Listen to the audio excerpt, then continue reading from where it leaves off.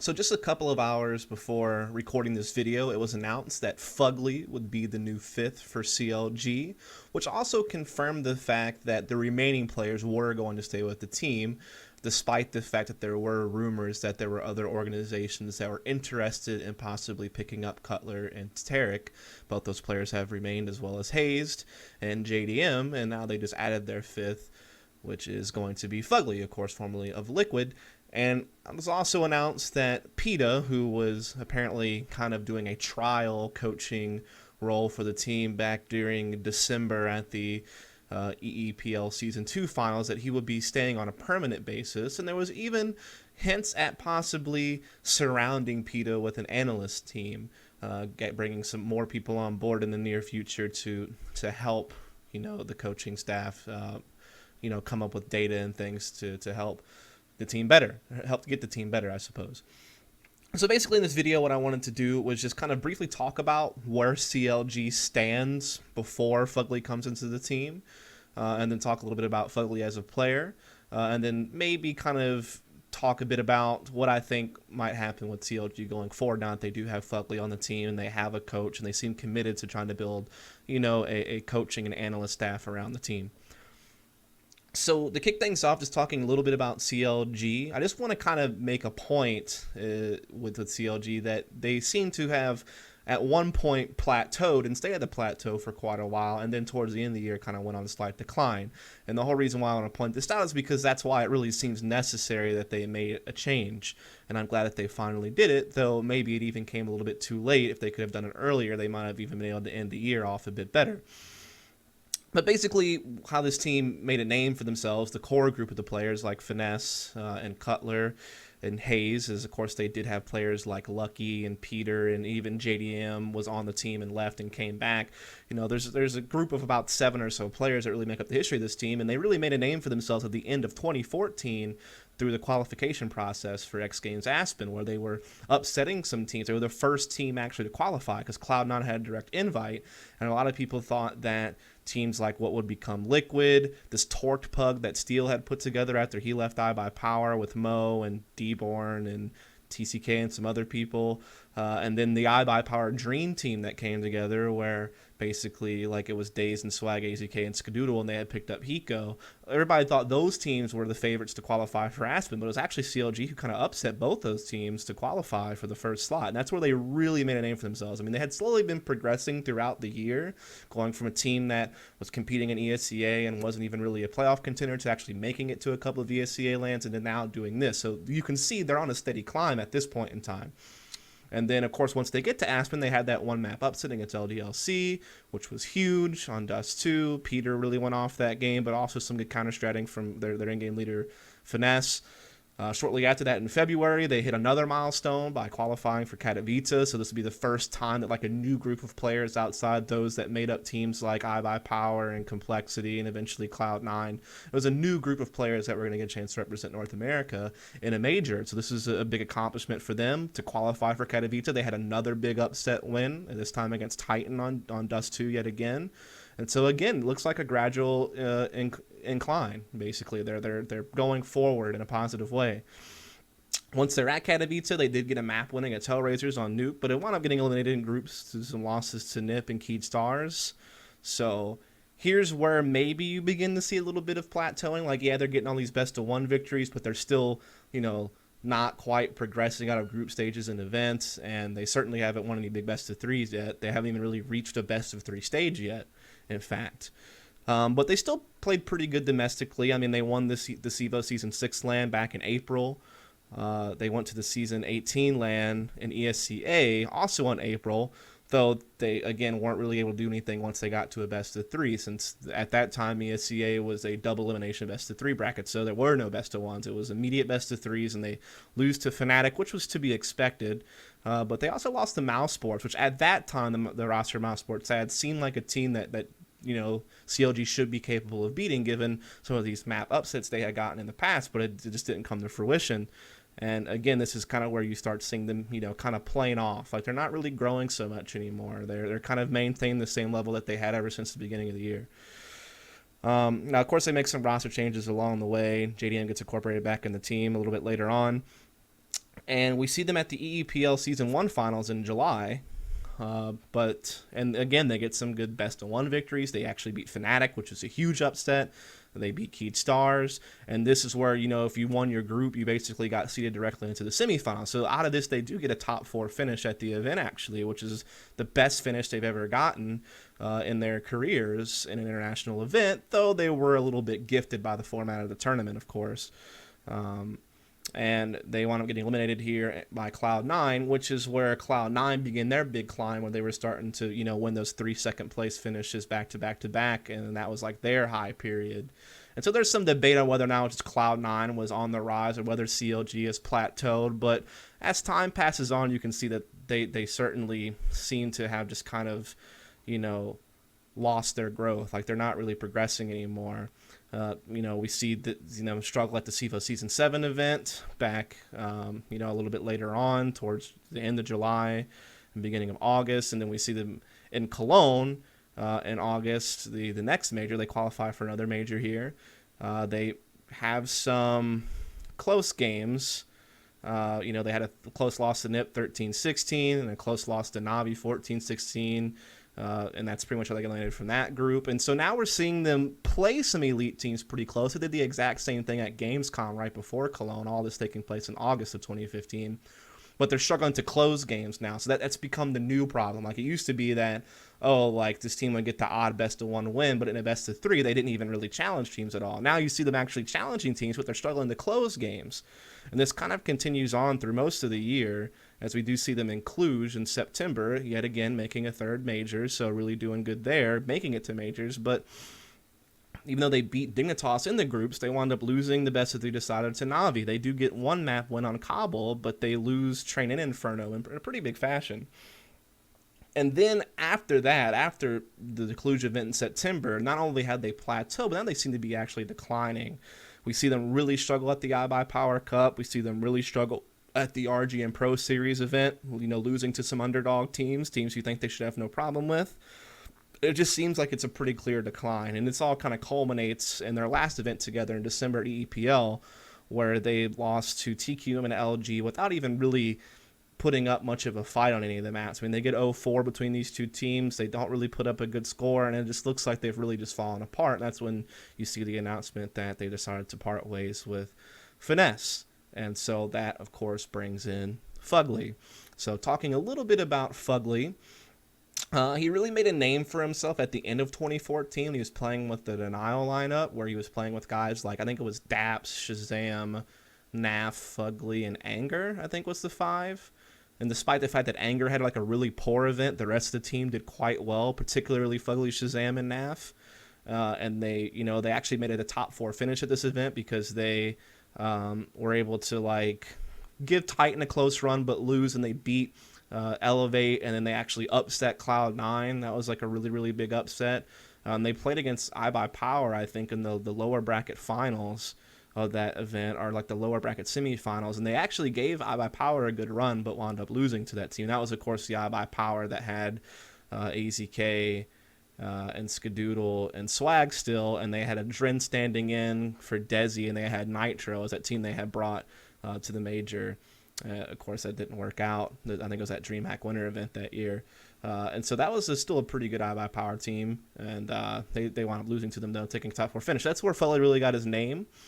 And then throughout the early part of 2015, I would say the first, 4 to 6 months, he seemed to be Liquid's most stable player. Like, when you're looking at his online league play in North America, domestic online tournaments like iBuyPower Cups and things like that, he seemed to be their most stable player.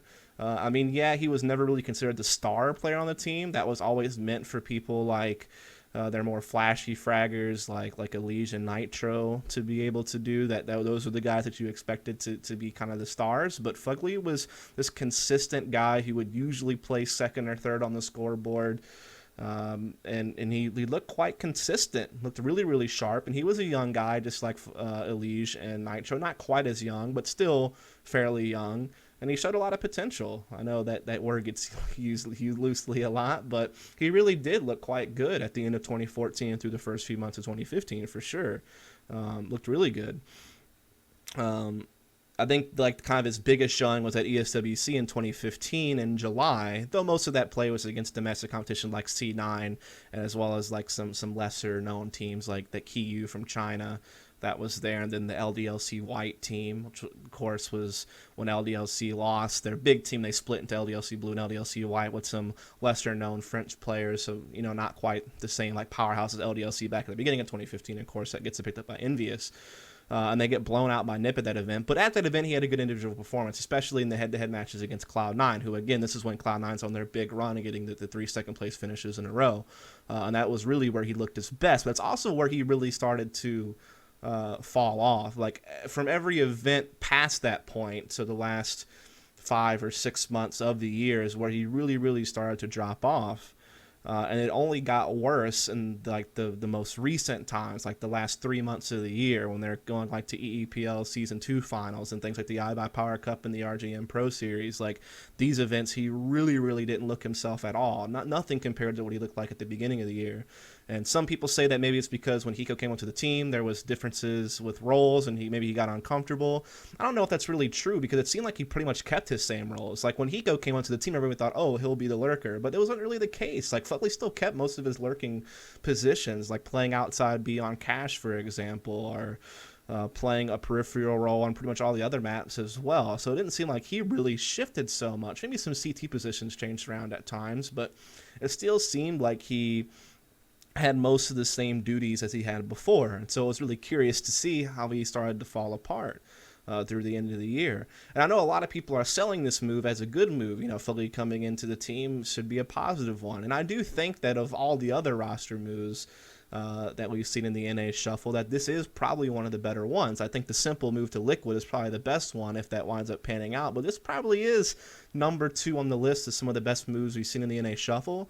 But it's almost one of those things where it's not necessarily because this move is so great as much as some of the other moves we've seen have been so terrible or so lackluster, just average, whereas this is slightly above average move in my opinion. It could be a great move if Fugly can find the same form he had at the end of 2014, beginning of 2015. But if he continues that same kind of time of struggles that we saw here at the end of this past year, then it may not pan out as well as everyone hopes that it will. So we'll just have to kind of see how things go.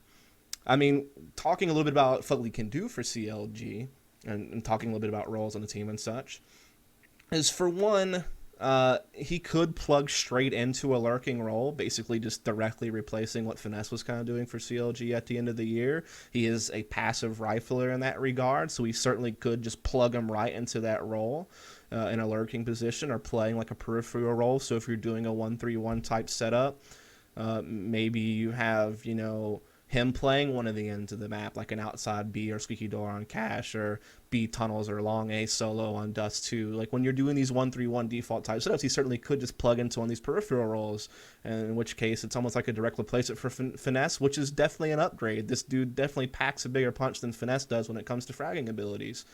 In which case, when you look at it like that on paper, it is just a straight up upgrade, and there's no real debate to that, I don't think, when you compare the two players. But you also could see him used elsewhere. You could see him just used as kind of a trade fragger, like a second or third guy into the site, if they're going to keep Hayes as an entry fragger, or use JDM a lot to open up picks, or if maybe Cutler wants to move into a more aggressive position since he's no longer calling for the team, so he doesn't have to be a supportive or lurk role player. PETA is supposedly leading the team from the coaching position, so this might mean that Cutler will slide into more of an active role, fragging, and you might see Tarek move to a more peripheral role. They have to really kind of figure out what they want to do with this team, because I think that CLG's issues with their plateau throughout the year, then their decline at the end of the year, isn't just about one player causing issues and that Fugly coming in to replace him is going to fix everything.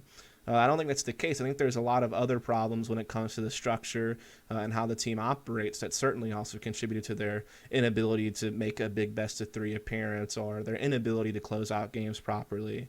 There's a lot of internal struggles that need to be sorted out to solve those problems outside of just one roster change.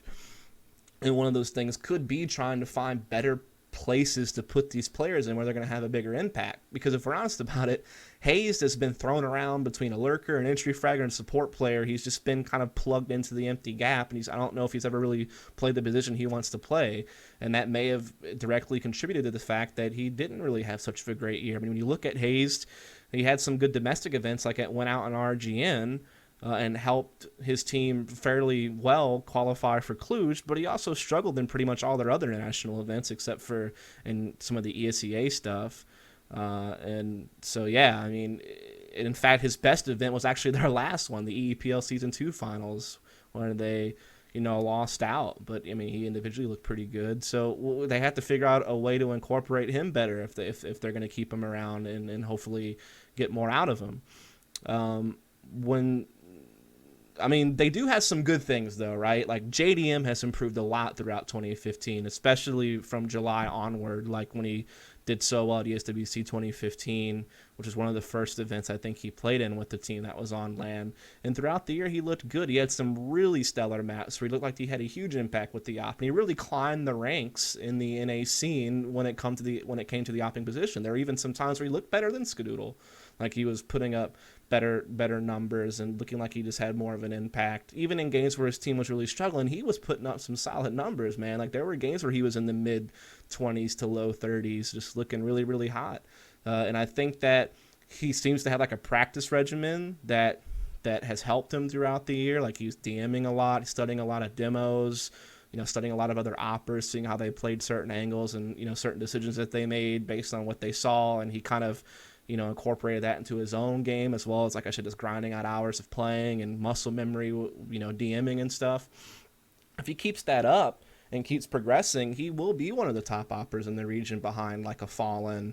And I'm sure Simple is going to be at the top of the region next season, competing with Liquid.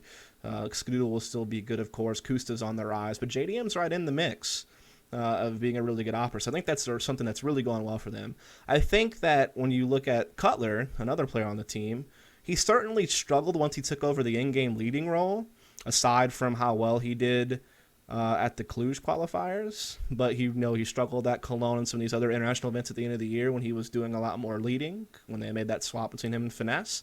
But prior to that, so like the first half of 2015, and when they started making their growth at the end of 2014, qualifying for Aspen and all that good stuff, this dude was the rock of the team. He was their most stable player. He was their most consistent guy. He wasn't super flashy. He was playing more supportive positions, but he was quite good. They trust him to anchor a lot of sites on the CT side at times. He would be part of the mix of execute on the terrorist side. Very smart player. Puts a lot of time into the game, and he put up numbers. Again, pretty much always second or third place on the team. So I think they have a lot of good things going with Cutler as well, especially now that he's going to get to go back to focusing on just being a player rather than focusing on leading the team, since they're going to have PETA and some analysts possibly really helping shape the strategy of the team. He can just focus on being a player, in which case I think you have those are two really great building blocks to build a successful team. Are guys like JDM and Cutler, if they can find their form that we know that they are capable of, or when they look their best throughout the past year. So those are two really good things. Tarek is going to be an interesting one, because while he showed a lot of promise in some of the ESE lands they played at, and he even looked really good in August back when they played at the Cologne Major, when they played at Gamescom, like, he was really starting to show us something, and he was starting to live up to the hype a little bit that he had gained. But after August, so, September through the end of 2015, he really fell off. Kind of similar to Fugly's story, basically, with Liquid.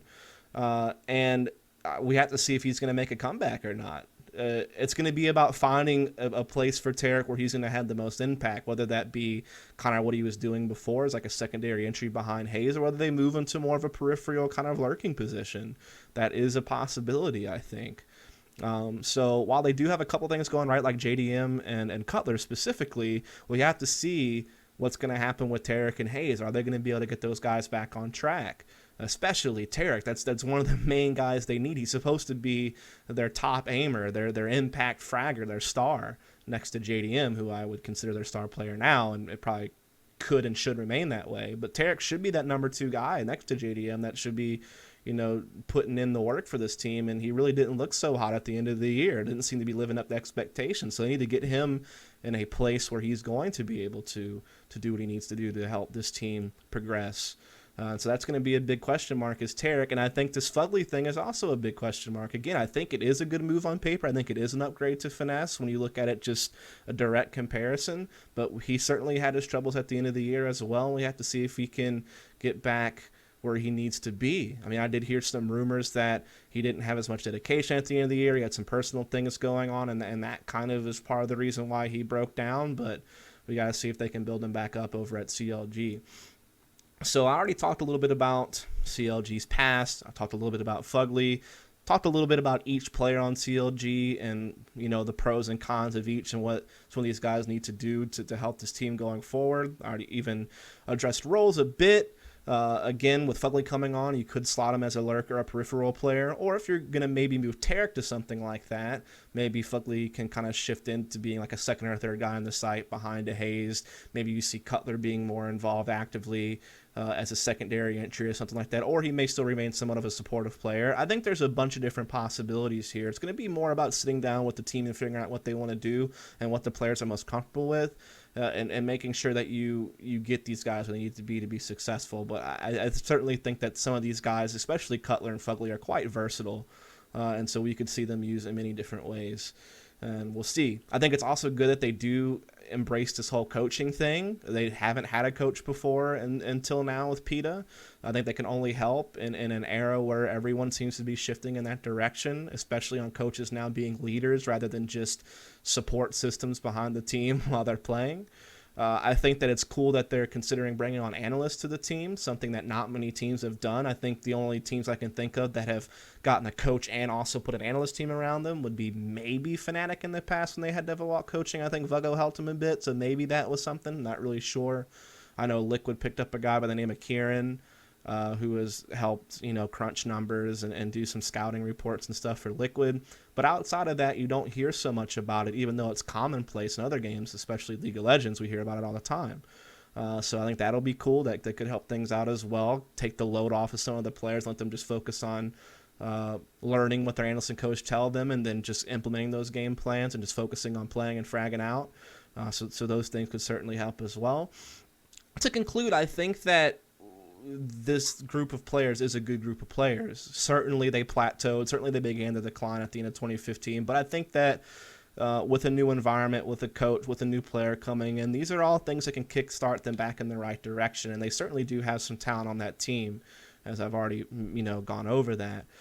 As far as where I think they sit, I mean, given what's gone on with like TSM and what's going on with Complexity, where they're taking gambles on new guys, the fact that Cloud9 has Stewie 2K coming in, they're also taking a gamble.